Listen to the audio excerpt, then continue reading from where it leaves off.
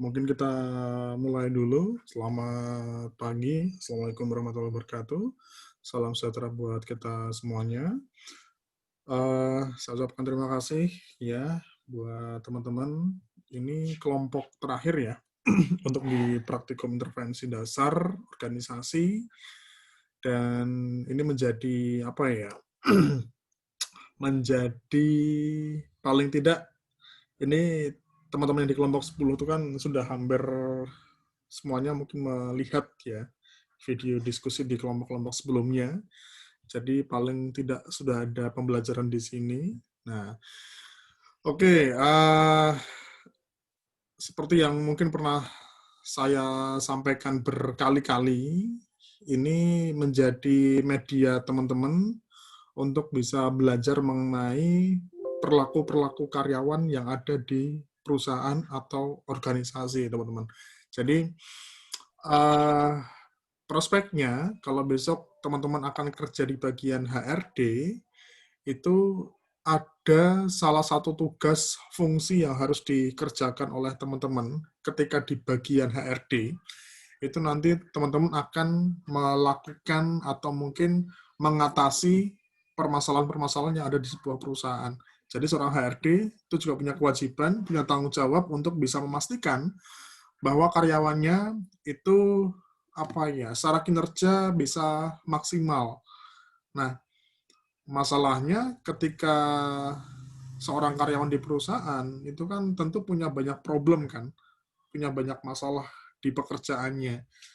Mungkin Inaya di biro psikologi nih, sudah hampir setahun kan di biro psikologi. Mungkin punya banyak masalah juga Inaya di organisasinya, di bironya misalnya.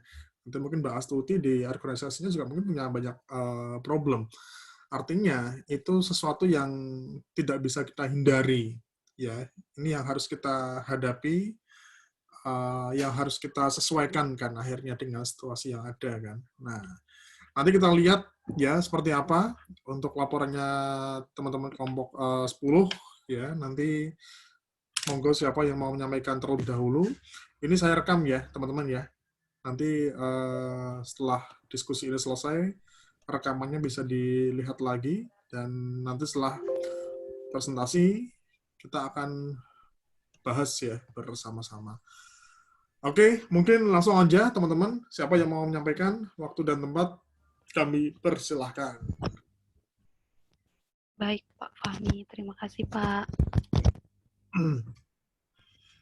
Ya, sebelumnya perkenalkan kami dari kelompok 10. Di sini ada 8 orang, yaitu ada Risya Sekar Ayu Kinasih, ada Ayu Dias Setiani, Askariana, ada Ilvira Oktavia Magnun, ada Sinta Rahayu, Astuti, Wahyu Astuti, dan juga saya, Inaya Putri Salisa. Di sini kami mengambil sebuah perusahaan, yaitu perusahaan susu Dede, di mana perusahaan ini yang bergerak di dalam minuman di sini masuk susu yang di Mas Komang, dan juga bisa diakses secara online, bisa GoFood, bisa Grab, ada juga berbagai varian rasa, bisa hangat dan dingin, dan harganya cukup terjangkau, yaitu dari 8.000 sampai 12.000 sesuai dengan pertimbangan harga bahan baku, seperti itu. Selanjutnya akan dijelaskan oleh teman saya.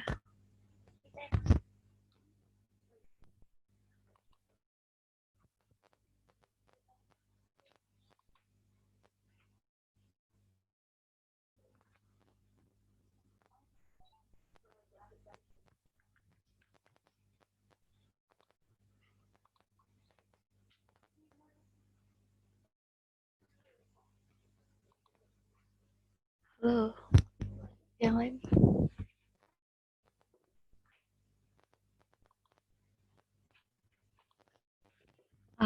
Ya udah.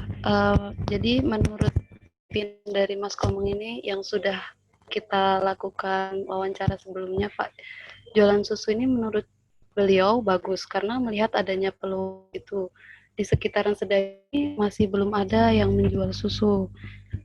Jadi uh, jadi itu salah satu alasan kenapa beliau memilih untuk berjualan susu seperti dasar pemikirannya kenapa menamai usahanya Susu Dede itu karena namanya unik, mudah dihafalkan, familiar dan juga mudah diingat di segmen pasar. Jadi Susu Dede pas dengan kriteria tersebut.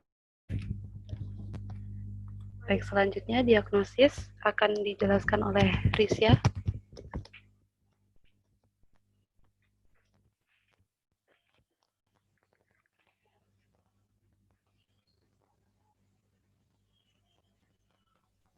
Diagnosis. Yang pertama yaitu karyawan yang terbatas. Karyawan tidak bisa mengambil libur. Kurangnya kebijakan dalam manajemen SDM. Nah, di kedai susu Dede ini tuh hanya memiliki satu karyawan saja. Ketika misal kedainya itu sedang ramai, karyawan menjadi keteteran. Terus selanjutnya, ketika kehabisan stok bahan, karyawan tidak bisa diandalkan untuk membeli stok bahan yang habis tersebut. Jadi harus menunggu pemiliknya atau ownernya atau Mas Komang itu untuk membeli sendiri bahan yang habis. Selanjutnya, rancangan intervensi.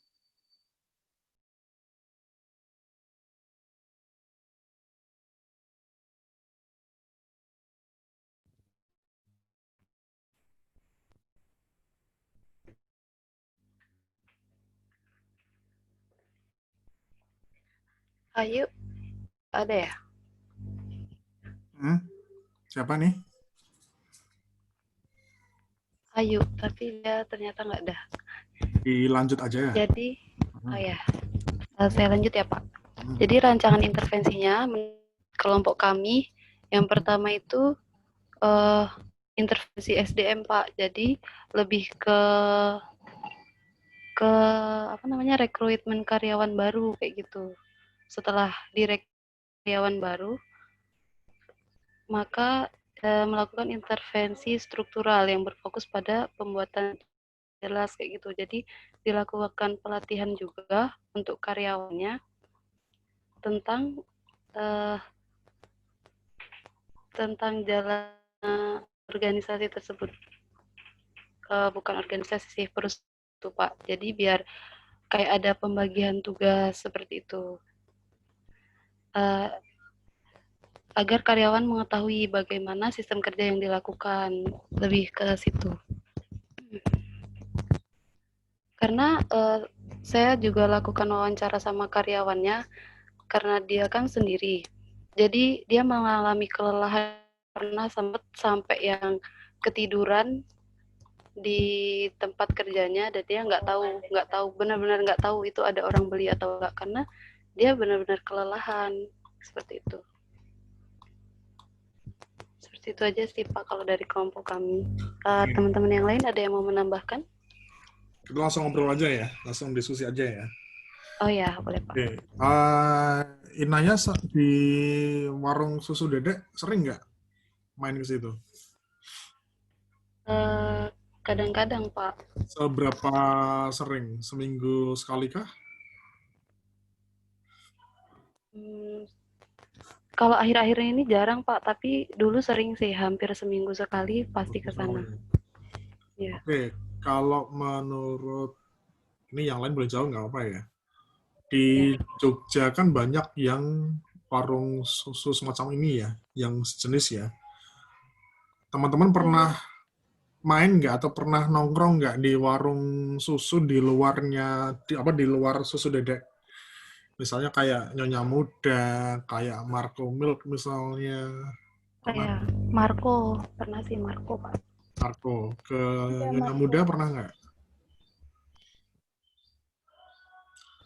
Nyonya Muda itu depan pasar Kembang.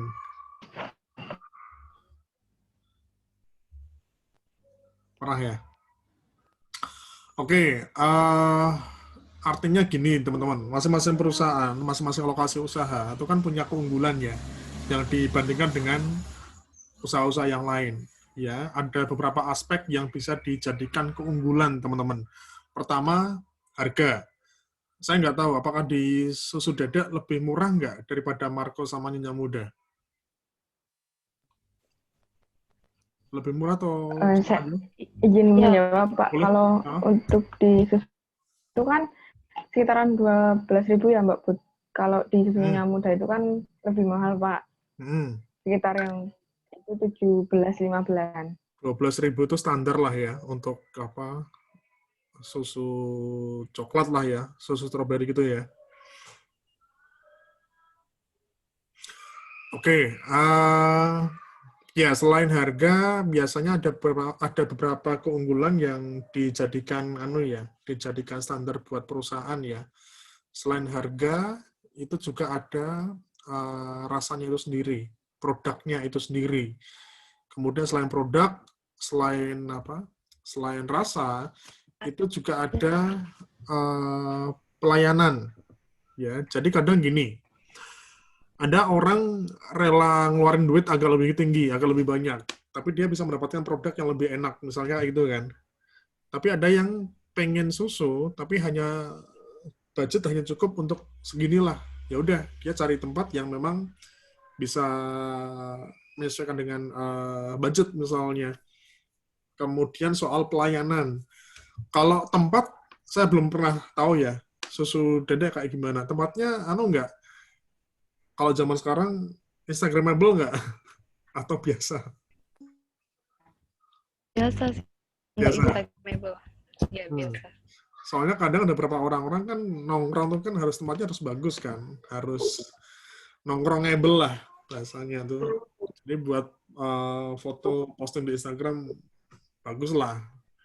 Ada yang juga seperti itu lagi, ada yang juga seperti itu kan. Nah, ini paling tidak teman-teman, yang pertama sebelum kita membahas lebih lanjut ya soal permasalahan internalnya, paling nggak teman-teman perlu membahas dulu permasalahan umumnya. Permasalahan umumnya itu biasanya tidak jauh-jauh dari standar kinerja perusahaan. Apa yang ditargetkan, apa yang menjadi tujuan owner untuk membuka usaha ini. Memang tidak bisa kita pungkiri ya, kalau mau buka usaha selalu berpikir soal pemasukan kan, soal omset. Nah, ini teman-teman paling tidak yang pertama yang perlu dilakukan, coba dilihat masalah umumnya. Ada problem nggak soal omset misalnya? Kalau mau dikaitkan sama COVID nggak apa-apa, teman-teman. Karena masa COVID itu kan mahasiswa kampus 1 kan pada pulang nih, warung-warung sepi, sebagian besar tutup. Nah, sekarang kondisinya gimana? Susu dedek tutup atau masih buka seperti biasa? Mungkin yang Masih buka seperti masih buka seperti biasa. Nah, ini kalau mau dikaitkan dengan apa? COVID nggak apa-apa sih. Cuma ketika COVID menjadi masalah, itu kan masalah eksternal ya, bukan internal kan. Artinya kan masalah yang muncul karena dari apa? Gangguan dari luar kan. Nah, kira-kira apakah omset itu dipengaruhi oleh salah satunya itu karena COVID? Nah, kalau misalnya memang diarahkan mau ke COVID, berarti yang perlu dipikirkan adalah strateginya tuh. Tapi kalau misalnya tadi sekilas Inaya kalau nggak salah membahas soal job desk ya, Inaya ya. Bahwa di sana ya, Pak. yang menghandle cuma satu orang aja di satu waktunya ya. Kok sampai katanya ketiduran itu. Nah, itu juga Ya, perlu benar. Sampai ke itu mungkin juga perlu dicermati teman-teman. Jadi teman-teman sebenarnya gini, kalau mau cari permasalahan di organisasi itu kan sebenarnya banyak banget ya. Banyak banget permasalahan. Cuma kadang ada beberapa permasalahan, tapi si karyawan bisa mampu untuk mengatasinya sendiri. Tapi juga ada permasalahan, tapi karyawan nggak mampu mengatasinya, sehingga berpengaruh pada kinerja. Ya, mungkin kalau misalnya Inaya di bidang psikologi nih misalnya, ada 10 orang, kemudian dari 10 orang itu ada 2 orang temannya Inaya yang mengalami mungkin permasalahan soal disiplin misalnya. Nah, kita lihat berdampak atau enggak nih permasalahan yang dialami oleh temannya Inaya misalnya. kalau berdampak pada outputnya biopsikologi, pada tujuannya psikologi, biopsikologi, itu yang harus segera kita intervensi. Tapi kalau tidak berpengaruh, ya mungkin kita bisa mencari permasalahan yang lebih penting dulu. Makanya kalau misalnya tadi teman-teman mengangkat soal job deskripsi, hanya satu orang saja di satu waktu mungkin ya, di warung tersebut, kemudian capek, kelelahan, tidur, ya. Nah, apakah itu berdampak pada omset perusahaan? Nah, itu yang perlu dilihat lagi, teman-teman. Kalau misalnya itu memang sampai berdampak, makanya perlu tahu dulu kan, tujuannya dari usaha susu dedek ini apa? Ya, nggak jauh-jauh dari soal omset. Kalau omset, ada targetnya nggak dari ownernya misalnya. Nah, ini kalau misalnya masih ada cukup waktu, mungkin teman-teman yang lagi di Jogja, yang di kampus 1, bisa coba untuk ngobrol kembali. Ada nggak masalah umumnya? Mungkin 2-3 bulan terakhir terkait dengan pemasukan. Nah, kalau misalnya memang ada masalah soal omset, baru kemudian dicari apa akar masalahnya. Kok bisa menurun, kenapa omsetnya? Kalau memang yang menjadi penyebab adalah job desk yang tadi, cuma satu orang yang dipekerjakan, ya mungkin bisa pakai rekrutmen karyawan, sehingga perlu menambah tenaga baru. Tapi kan perlu melihat dulu kan, yang datang ke situ banyak nggak? Yang jajan ke situ banyak nggak? Load-nya tinggi nggak misalnya? Karena kalau misalnya cuma satu orang, tapi nggak banyak yang datang ke situ, ya mungkin nggak akan berpengaruh. Makanya kan setiap permasalahan yang ada di internal perusahaan, internal organisasi, itu perlu kita lihat dulu.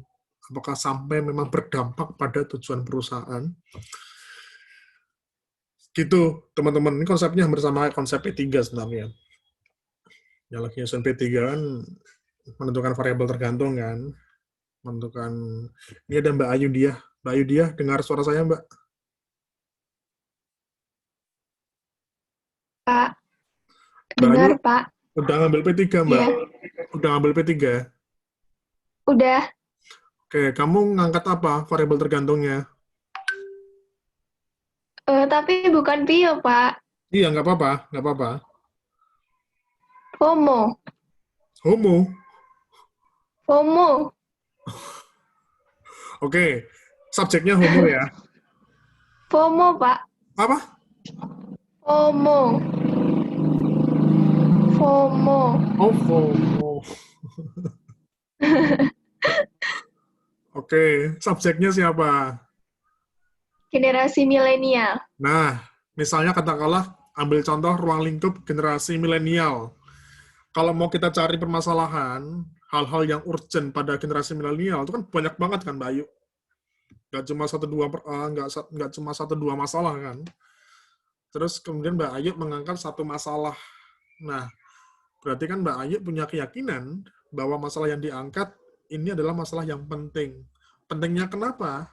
Karena berdampak pada tujuan dari atau mungkin arah yang dituju oleh generasi milenial itu sendiri. Makanya setiap organisasi, setiap kelompok, komunitas, setiap individu pun, subjek misalnya, itu punya potensi masalah yang banyak saya kira. Tapi ketika kita memilih satu masalah yang penting, pastikan bahwa masalah yang diangkat itu sudah sampai atau mungkin sudah sangat berdampak pada operasional perusahaan. Gitu ya, teman-teman ya, coba ya. Kalau memang ini memang yang jadi problem adalah job desk-nya tadi, sambil dipastikan apakah ini berpengaruh atau mungkin berdampak, mungkin nanti perlu ditambahkan ya. Kalau memang yang jadi masalah kekurangan karyawan ini, ditambahkan semacam uraian. Dampaknya apa ketika warung ini mengalami kekurangan karyawan? Gitu. Ada yang mau ditanyakan nggak, teman-teman?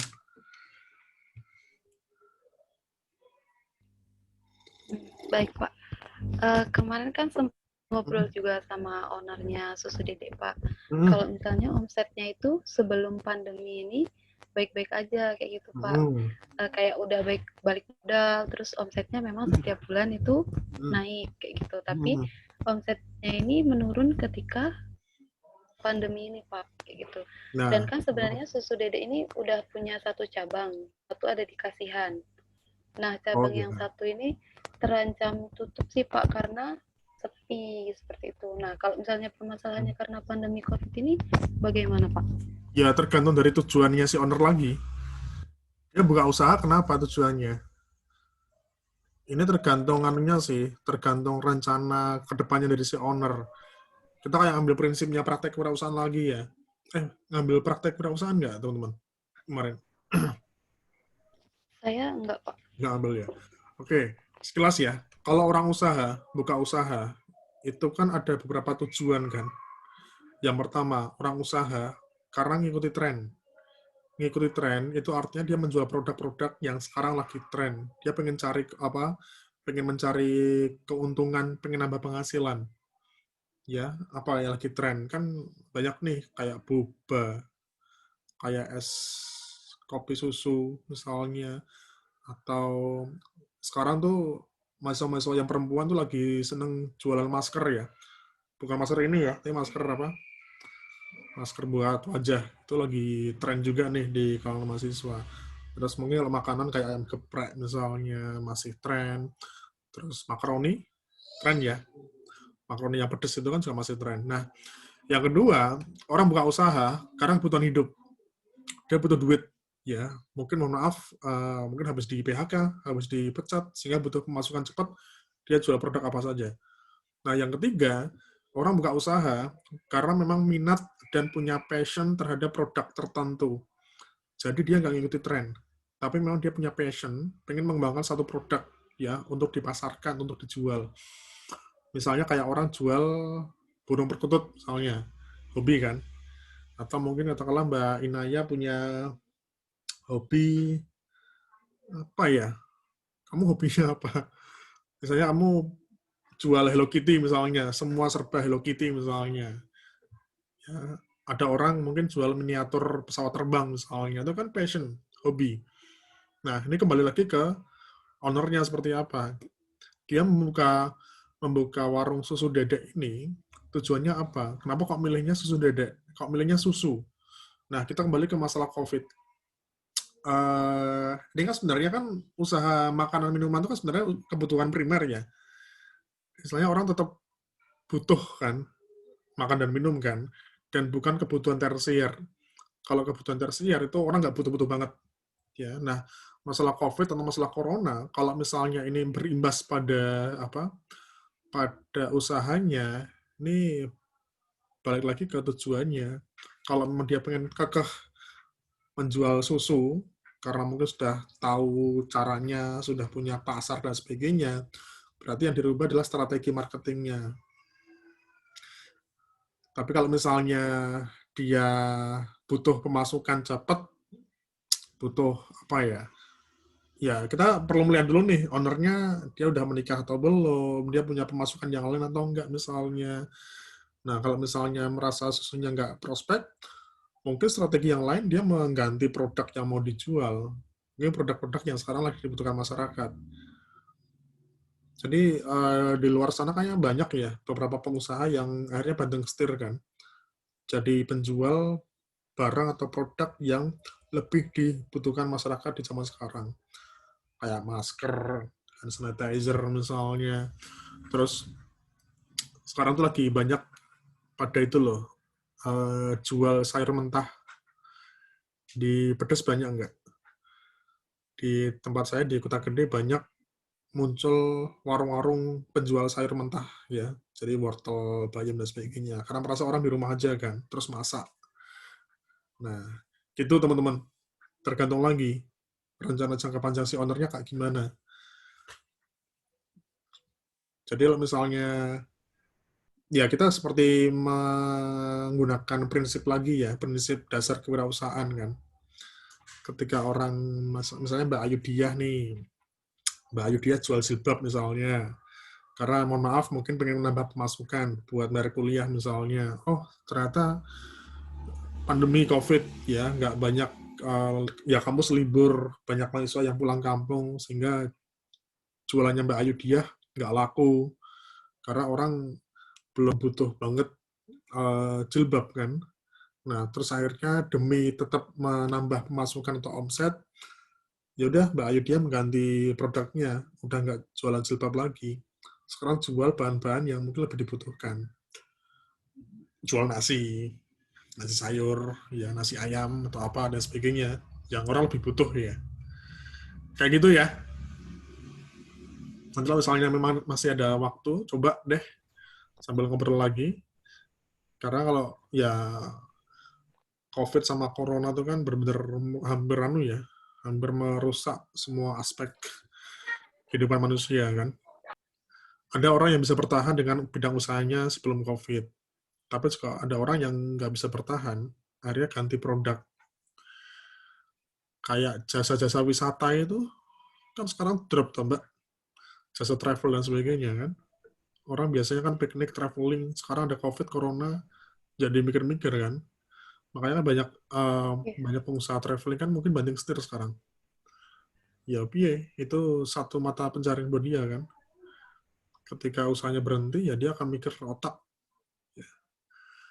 Kayak gitu ya, teman-teman ya. Iya, Pak. Nanti Iya. Mbak didiskusikan lagi dengan teman-teman yang lain. Nanti bisa dicek lagi rekamannya. Gitu aja mungkin saya kira, teman-teman. Ya, nanti tinggal dibenahi sedikit, ya dikumpulkan pas UAS, satu kelompok, satu laporan saja. Nanti nunggu instruksi ya, di grup, kapan harus mengumpulkannya ya. Gitu aja. Iya, Pak. Oke, gitu aja teman-teman. Terima kasih semuanya. Sukses semuanya, sehat semuanya. Yang lagi P3, lagi seminar, lancar semuanya. Bismillah ya. Semua lancar teman-teman. Amin. Semuanya. Amin. Oke, gitu aja ya. Terima kasih. Sukses. Terima kasih juga, Pak. Terima kasih, Waalaikumsalam. Pak. Terus ya. Saya live ya. Ya, Pak.